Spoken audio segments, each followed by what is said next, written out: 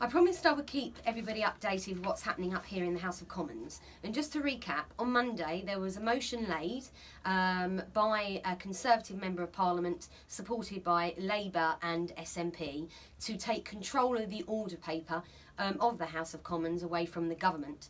I voted against that, but it was passed in the House, backed up by SNP and Labour, which has meant today that we have now got a situation where we've got the opportunity to vote on a range of indicative motions related on how we can deliver Brexit. And so just to give you an idea, there were 16 motions laid, ranging from no deal, joining the common market, 2.0, revocation of no deal, joining EFTA and EEA, Labour's alternative plan, a closer union, and a second referendum.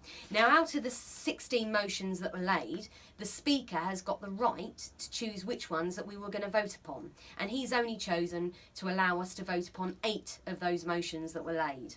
Now, just to be clear, today I will be voting against all those motions bar one, and the motion I will be supporting is a no deal motion, and I will explain why.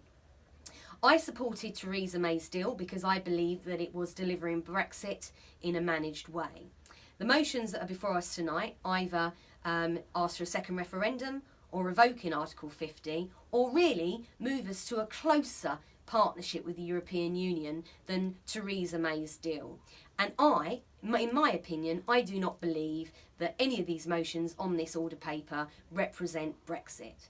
Therefore, I'm supporting no deal in this because I still believe if we're unable to get Theresa May's deal through the House of Commons, then we must leave with no deal. However, I do think Brexit is at risk because I think the outcome of some of these votes tonight is that it will show that there is a majority in the House for a closer union with the European Union, or there may even be a majority for a second referendum in these indicative votes. Now, the important thing to remember is they are indicative and they don't necessarily become government policy. But the Speaker has made it very clear that for the Theresa May to bring back the motion again, her vote again, she would have to take notice of the indicative votes today and change the withdrawal agreement to suit that. Now, that's saying that these, for example, a second referendum, I can never see a point where that would become government policy, and if it ever did, I definitely wouldn't be supporting that. It's a complicated process. I think it's flawed. I'm not too sure what the benefit or what will actually be achieved of tonight's votes. But one thing to be clear is that I've been supporting Brexit throughout, delivering Brexit. I do believe we're in a situation now where Brexit is seriously at risk.